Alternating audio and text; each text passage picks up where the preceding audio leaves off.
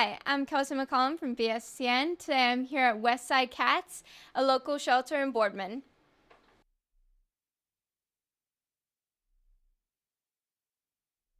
Today I'm here with Sherry, one of the volunteers here at WestsideCats.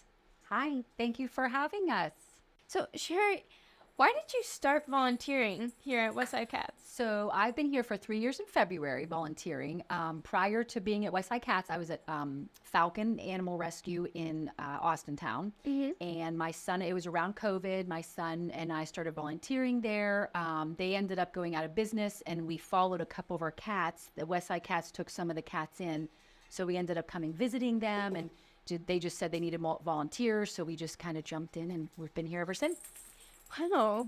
Why do you believe it's important for people to volunteer and get involved in shelters like this? So all shelters need volunteers. Most of us are nonprofits, meaning we don't make, no one gets paid. It's all volunteer based. So we always need people to come help do the food, the water, the litter boxes, the linens, the laundry, supplies, showing the cats around, and it's people coming in on their own time, even the two main director volunteers, it's, they have full-time jobs, they have families, but we come in because we know the kids.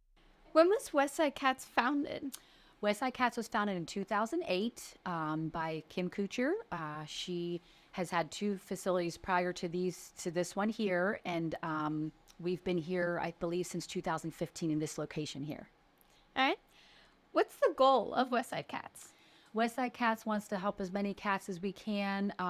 The people that bring the strays in or the surrenders, we want to get them properly vetted, spayed, neutered, and then the most important thing is to find them all loving homes. Mm-hmm.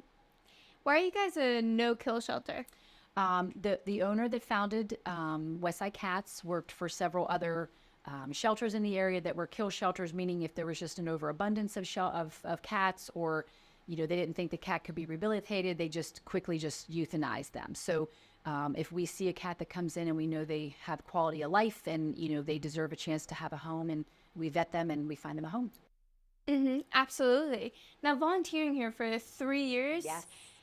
What kind of stories have you heard about some of these cats? Oh my goodness, there's too many to even probably go over, but the main thing is the big ones are the ones that are dumped outside the door. We get a lot of them are dumped. People don't know what to do, so they dump them. There's a lot of owner surrenders, families that passed away. They don't know what to do with the cats. So they have a hard time coming in and adjusting because they're used to being the only pet in the home, and then they have to come with 40 other cats. And we have a couple that will hide in the cupboards. So they're just a bunch of different personalities, just all clumped into one. So there's a ton of there's never a happy story. Oh, she's here because she wants to be. I mean, the only ones I could say that about is kittens that come in fresh and they're going to a new home. Unfortunately they don't know what a home is already. So most of them just they're either surrendered or they're found as strays. A lot of them found as strays. So why is it important for the general public to be aware of proper animal care? So spay and neuter is extremely important, especially for people that are feeding. One cat comes around their house. Oh, it's cute, I'm going to feed it. If you take that responsibility to feed the pet, you have to get it spayed or neutered because it just keeps reproducing. Then you have 10 kittens. They could keep having kittens, many litters per year. So I think in people's head, they think like it's a lot of the hoarding situations too. They're feeding all these cats, but you have to spay and neuter them. You have to take, you have to get them. You could spay and neuter TNR, which means the TNR, they tip their ear. So then you trap, neuter, release. So then they go back out. But if you find it, you see the ear tipped, so it's fixed. But yes, really, spay and neuter is extremely important. Mm-hmm. So speaking of a lot of cats, how many cats do you have here at the shelter? Oh boy, we have right now we're just overflowing. The kitten season that usually is in the spring is still ongoing. We probably have over 40 here right now. This is our 3 and 4 rooms where the cats are a year and older. There's 2 more rooms over here. Our front lobby that's now used as an overflow room as well. So they're just everywhere. The adoptions are very slow right now. So we just put on a special now until the end of the month for $50 adoption fee for all cats. Normally it's $120 for a kitten because they require more vaccines, but we're drowning in kittens and cats. So now's the time to adopt. Yes.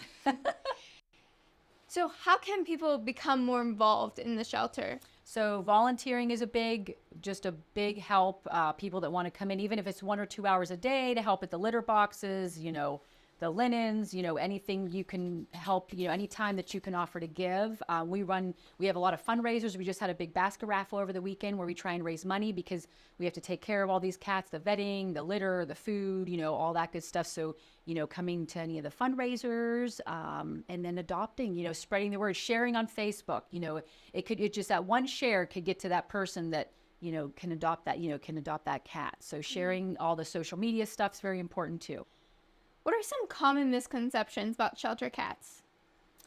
I would say probably that they're not loving because they're scared. A lot of people come in and the more friendly ones are the ones that are going to go and get adopted quicker. Like the one that just came in scared. That's one that's going to be here for a while, So a lot of people that come in, and I hate to say they think that cat's coming for them. The more friendlier ones will get adopted quicker. So I think people think that they're broken, and they're not broken. They just need a home. Like they just, they're just, even if if they're shy and offstandish, that cat doesn't like me. I don't, the cat's shy. Like it just doesn't know you yet. It's just like a people, you can't instantly just, expect it to love you, but you just have to give them time and patience, especially the ones that have been here longer. They deserve that chance because they're getting overlooked just because they're not the ones that are running up to you. Mm-hmm. So what are bonded pairs? So the bonded pair of kitties are cats that we want to stay together and be adopted together. We just think for the welfare of their being that it's best for them to stay together. They bonded at the shelter.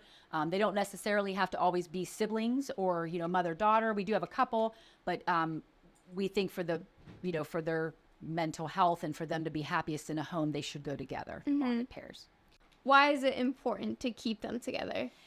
I think they would be more happy. We just feel like they would be more happy together. Cats have separation anxiety, so, we have several that we think would just not do well unless they left the shelter together. Who are the few currently bonded cats here that you have? We have a lot. We have Rubbermaid and Ziploc were found in a sealed Ziploc container outside the parking lot with no air holes. There was actually 3. So Rubbermaid's the mom, Ziploc's a baby, a girl, and then her other baby, Pyrex, that was adopted. Mm-hmm. So Rubbermaid and Ziploc are a bonded pair. We feel like they would do best together. They may be okay separated, but it's a mother-daughter duo, and they get along well together. We have another set that came in. They were found as strays, Ven and Elle, and they'll walk and their tails will intertwine. Like they love each other. He's very protective of her. We have 2 other cats that are very shy. We almost call them feral, Patty and Bonita. They're like sisters from another mister. Like those 2 they eat together, they sleep together. Their tails will walk and intertwine together. Like they are the sweetest cats. And then up front we have Riley and Mojo. Their mom passed away about 3 months ago at a very early age. And we feel like they've been through so much that they should go together for sure too. So we have several.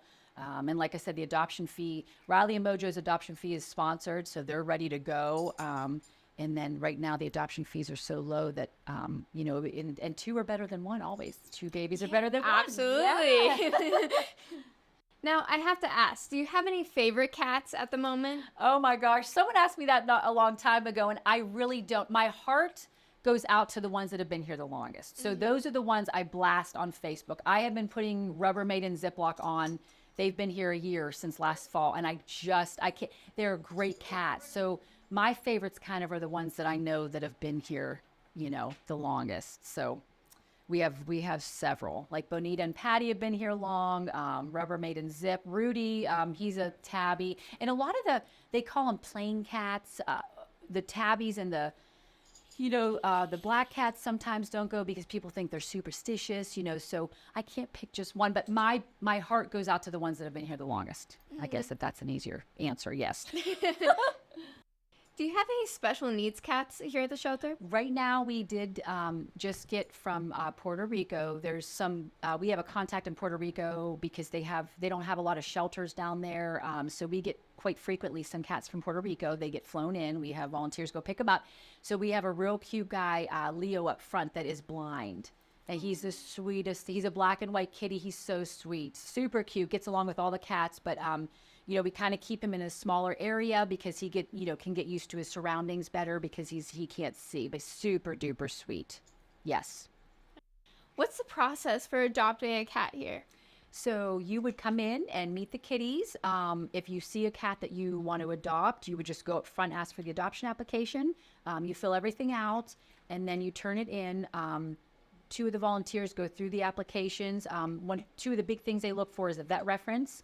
And if you rent, they call the landlord to make sure you can have a cat. Because there's been cases where some kids will come in and say they can have a cat, and then they adopt it, they take it. That's why they do that. So if you own your home, you're fine. But if you rent, they will make sure they talk to the landlord before before the application goes through. Mm-hmm. And then that's it. And then you get called. They'll call you and let you know that you were approved. And then so it's not a same day thing. A lot of people come in and they think they're going to take that cat home, but we need to make sure it's a good fit and you're able to take care of babies. Yes.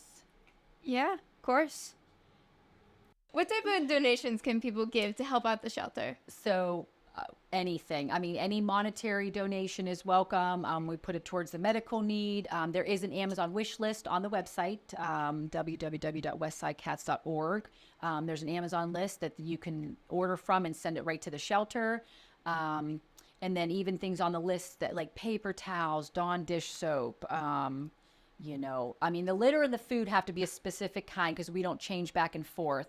But that's all on the website. So if you wanted to pick it up at Sam's Club and wanted to drop it off, anything, we take anything.